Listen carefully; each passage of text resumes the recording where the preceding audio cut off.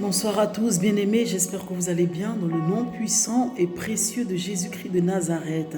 Alors ce soir, nous allons partager un thème qui est la justice.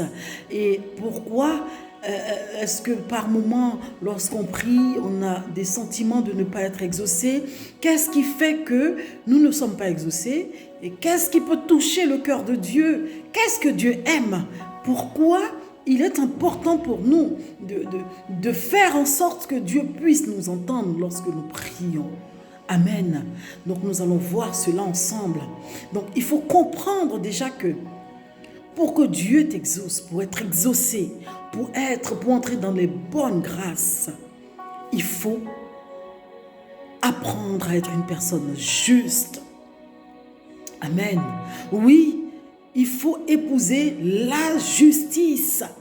Et la justice est tellement vaste qu'on va se dire, oui, on épouse la justice quand il y a quelque chose, on reconnaît, machin. Mais la justice ne s'arrête pas là.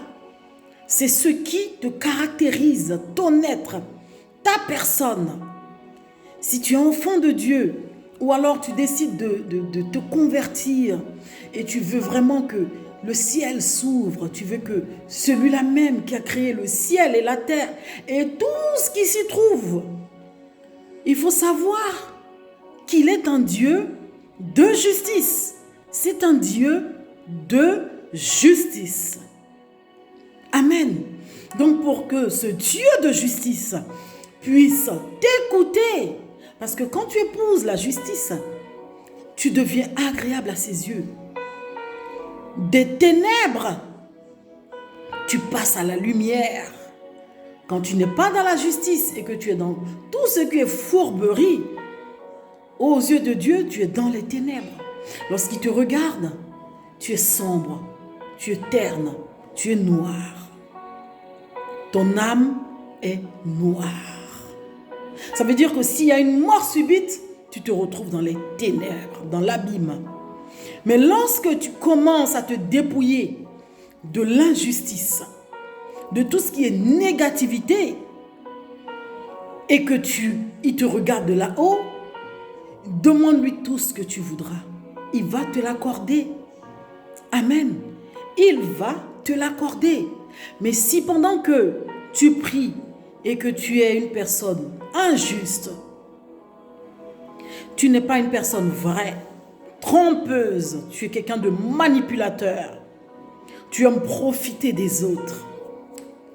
Oui, hélas, il y a des personnes même qui sont au devant des ministères, qui sont des mystiques et qui prennent l'évangile pour tromper.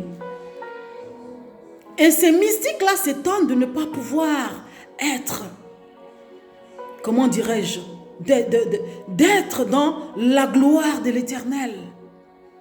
Mais il te dit qu'il ne donne pas sa gloire aux chiens. Si tu veux suivre Christ, tu veux adorer l'Éternel, fais-le dans la justice. Ne le fais pas en portant un autre manteau qui est celui du diable et venir tromper. Tu ne verras jamais sa gloire parce que tu n'es pas dans la justice. Pour voir la gloire de l'Éternel, il faut être dans la justice, dans la splendeur de l'Éternel. Il faut être pur, saint, comme un bébé. À ce moment-là, lorsque tu vas intercéder pour des vies, ces vies-là auront gain de cause. Car il est dit qu'on les reconnaîtra au travers de leurs œuvres. Retenez que des serviteurs qui sont en conformité avec le Seigneur, lorsqu'ils prient pour vous, quelque chose se passe. Parce qu'il y a une connexion.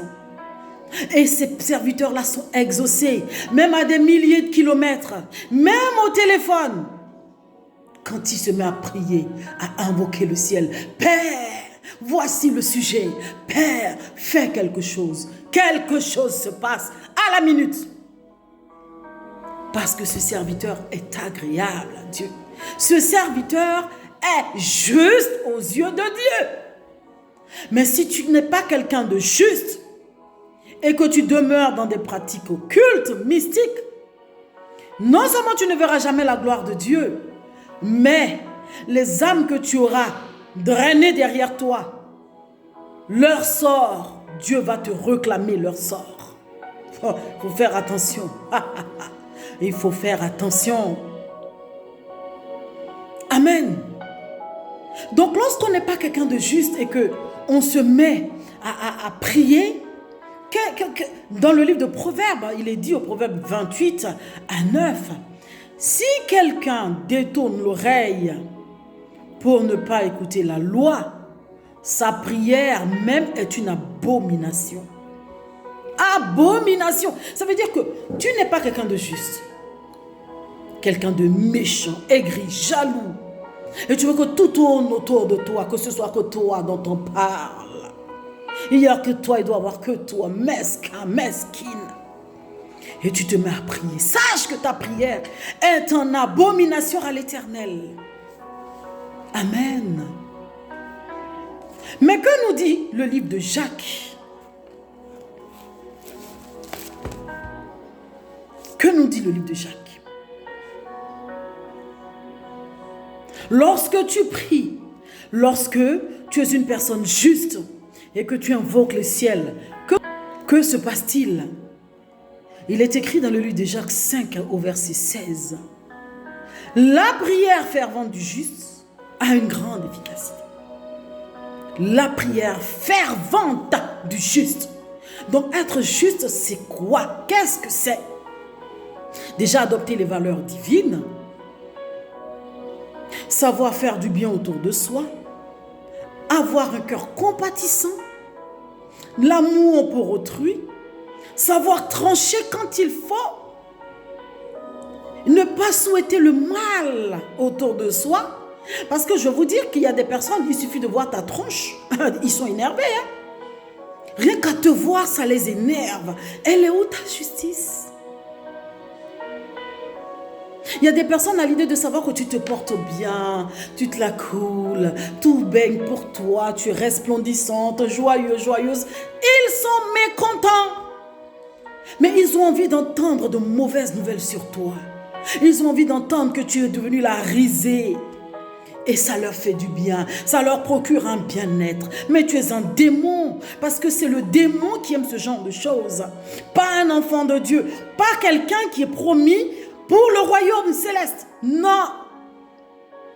Quelqu'un qui est promu pour le royaume a un cœur compatissant. Il est aimant, doux. Pourquoi dit-on doux Jésus? Parce qu'il est doux, il est bon.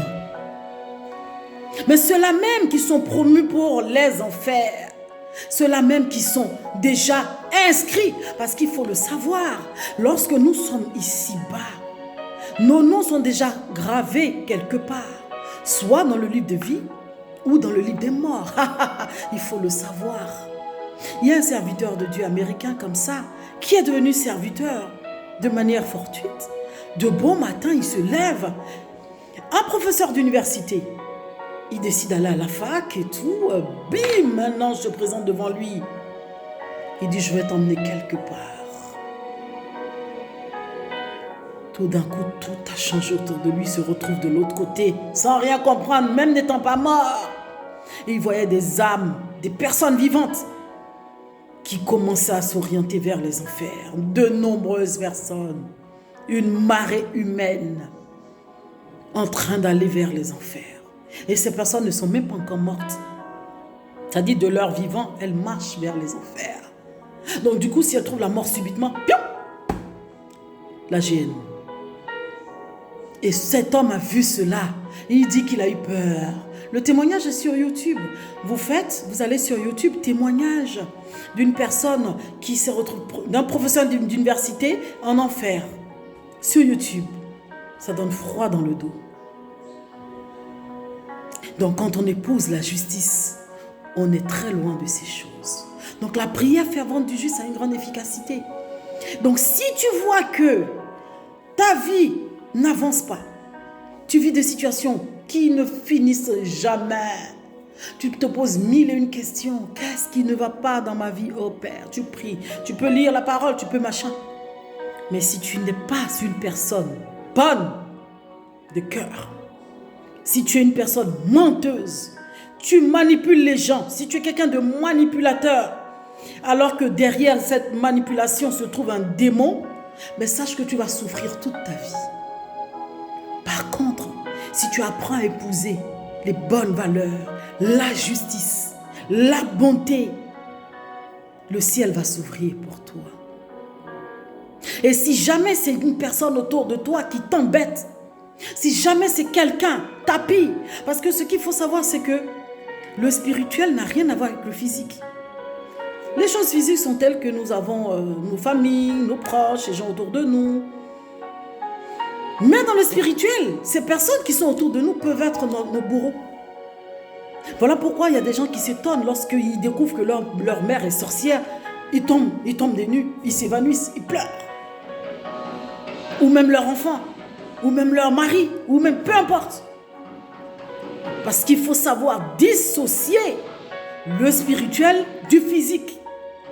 Donc quand tu dissocies et que tu aimes Dieu de tout ton être, de tout ton cœur, et que tu épouses la justice, si tu traverses des difficultés, des problèmes à n'en point finir, il va te montrer ton problème. Il faut le savoir parce que Dieu parle. Il te dira, mon fils ou ma fille, tu as assez souffert. Je vais te montrer quelque chose. Qui est sur toi? Qui t'en veut? Qui t'embête? Et si c'est ta mère, il te montrera ta mère. Si c'est ton père, il te montrera ton père. Si c'est ton enfant, il te montrera ton enfant. Pour te dire que tu l'aimes, oui, certes. Mais c'est lui ton problème. Parce que spirituellement, il est ennemi à toi. Spirituellement, c'est un prince des ténèbres, c'est un prince des enfers. Donc il est question qu'il t'emmène en enfer. Que faut-il faire? Te fermer les portes. Faire de sorte que rien n'aille dans ta vie. Jusqu'à ce que toi-même, tu décides d'être une mauvaise personne, aigrie, jalouse. Et que les démons s'emparent de ton être. Et un matin, tu te retrouves dans la géhenne. On va en venir sur les histoires des enfers. Pourquoi le diable s'acharne tant sur les vies. Amen. Donc il faut savoir dissocier le spirituel du physique. Et épouser la justice. Quand tu épouses la justice, quand tu fais ce que Dieu te demande, quand tu honores Dieu, s'il y a des choses malsaines autour de toi, qui sont peut-être difficiles à accepter, il va te les montrer afin que tu sois une personne libérée. Parce qu'il faut savoir, bien aimé, que lorsque tu viens ici-bas, c'est pour une mission. Si ta mission est glorieuse et que des gens autour de toi veulent t'étouffer, il faut épouser la justice. Si Dieu voit que le cœur que tu as est un bon cœur, tu es une personne gentille, aimante, compatissante, qui sait partager, qui ne pense du mal de personne, il va te montrer ton problème. Parce que Dieu aime ce genre de personnes. Mais si pendant que tu vis des situations calamiteuses, et toi aussi tu te mets dans la danse des gens qui font du mal, tu ne t'en sortiras jamais. Apprends à épouser la justice. J'ai tellement d'admiration pour ce grand roi, le roi Salomon, qui s'est retrouvé devant une situation pas très du tout drôle. Mais la sagesse de cet homme a fait qu'il a tranché de manière juste. Oui, c'était ces deux femmes qui se sont retrouvées ensemble une nuit, et il y a une qui a perdu son bébé, elle s'est couchée sur l'enfant. L'enfant s'est étouffé, il est mort. L'autre qui a su se coucher a bien gardé le bébé, et c'est comme ça que de bon matin, elle s'aperçoit que son bébé meurt. Elle dit à l'autre, non, c'est le tien. L'autre dit, non, le mien, il vit, non, machin, jusqu'à ce que l'affaire aille devant le roi. Et lorsque le roi a reçu ces deux dames, il a voulu d'abord les piéger. Il a usé d'intelligence. Il dit, ok, nous allons les couper en deux. Comme ça, un enfant prendra une moitié. Et celle qui n'était pas la vraie mère, ah oui, qu'on le coupe en deux. Il ne sera ni à moi ni à elle. Et la mère, c'est la même qui a donné le jour à son bébé. Imaginez-vous, mère, moi aussi je suis une mère. Est-ce que je peux accepter qu'on vienne décapiter mon enfant, qu'on me donne la moitié de le côté gauche et qu'on donne l'autre? Je dis non, non, non, non, ne lui faites pas de mal. Qu'elle le garde. Je veux voir mon enfant en vie. Et c'est comme ça que le roi a dit, remettez l'enfant à celle qui n'a pas voulu que l'enfant meure. Car c'est sa vraie mère, la justice. Bien-aimé, apprends à épouser la justice. Arrête d'être une fausse personne. Arrête d'être une personne menteuse. Arrête d'être une personne jalouse, calomniatrice, méchante, aigrie. Afin que, lorsque tu prieras, ta prière puisse être exaucée, afin que Dieu, dans son amour infini, puisse tendre l'oreille. Ah oui, chérie, je t'écoute. Oui, bébé, que veux-tu? Il est comme ça. Mais si tu n'épouses pas ces valeurs-là, comment veux-tu qu'il t'exauce? Comment veux-tu? On prend le cas de moi, Linda Delon, que je suis. D'autres se sont dit, mais comment a-t-elle fait pour épouser un homme de cette envergure? Mais ce n'était pas magie ni sorcellerie. Je vais vous dire, j'ai été baptisée très jeune, à l'âge de 10 ans. J'ai grandi avec le Seigneur. Et j'ai toujours été passionnée de tout ce qui est, comment dirais-je, chansons et bien d'autres. On en viendra sur ces choses-là. Et je chantais à la chorale. J'aimais Dieu. Petite fille que j'étais, j'aimais le Seigneur. Ça me plaisait, j'aimais. Par contre, j'avais entendu une servante prêcher une fois. Et elle avait dit, si tu ne veux pas pécher, marie-toi, car ton corps est le temple du Saint-Esprit. Et j'étais jeune. J'ai dit, ok. Donc il n'est pas question de vivre la débauche. Ce que beaucoup font. Ah oui, en tout cas, moi je suis encore jeune. Hein, et je ne peux pas. Je ne me marie pas maintenant. Hein, non. Je vais avoir mes gars. Et on doit m'acheter ma maison d'abord. On doit me faire ceci d'abord. Et chier. Mais tu te fatigues. Tu es en train de te perdre, ma soeur. Voilà pourquoi quand j'ai rencontré mon défunt mari, j'étais jeune. J'ai dit, je veux le mariage. Il m'a regardé. Tu es sûr que tu vas accepter? Tu as vu l'âge que nous avons? J'ai dit, je veux le mariage. Il était surpris. Amen. Vivre dans la sanctification fait que Dieu t'élève davantage. Sortir du péché, Dieu adore cela. Il n'y a pas de magie dans les choses divines. Il faut être une personne saine. Il faut être une personne pure. Il faut être bon de cœur, compatissant, aimant, juste. Lorsque tu invoqueras le ciel, il va te répondre. Ce n'est pas magie. Mais si tu vois que tu trimes, c'est toi ton propre problème. Tu es ton propre sorcier. Tu es ton propre bourreau. Aujourd'hui, regardez ce qui se passe sur les réseaux. Par moments, même quand je vais sur les réseaux, j'ai un peu peur. Je dis, wow. Parce que c'est comme un esprit qui veut détruire, qui veut anéantir. Alors que ça doit nous servir à propager l'évangile, à faire les choses divines, à aider, à secourir. Donc quelqu'un fait un poste, qui est un poste qui touche, on doit être, comment dirais-je, des gens qui sont là, comme dans le royaume céleste, où nous n'avons qu'un seul Père. Oui, il faut le comprendre. Parce que qu'on le veuille ou pas, nous ne resterons pas sur cette terre des hommes. Chacun viendra et chacun s'en ira quand son heure aura sonné. Mais t'es-tu posé la question de savoir où tu iras quand ton heure sonnera? Ce monde passera, que tu le veuilles ou pas, que je le veuille ou pas. Mais la parole de l'Éternel reste à jamais. Donc il est important de comprendre. De comprendre. Et de se dire que Dieu est celui-là même qui est un Dieu de justice. Tant que tu n'apprends pas à épouser la justice, tu restes dans la malice. Ta souffrance sera éternelle. Tu peux faire l'expérience. Hein? Tu peux te dire, oh, elle raconte quoi celle-là? Qu'est-ce qu'elle a à nous enseigner celle-là? Et puis reste sur ta position.